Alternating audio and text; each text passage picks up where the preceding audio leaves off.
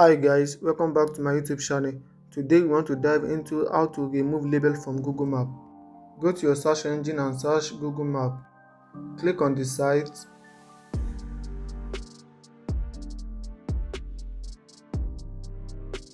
Here is the dashboard. Then go to saved. Click on label. Here you can remove the label of your home address. Done.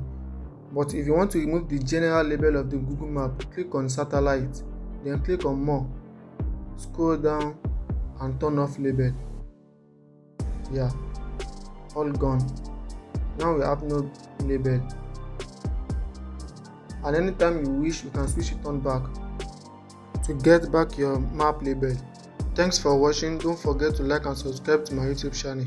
See you all in the next video.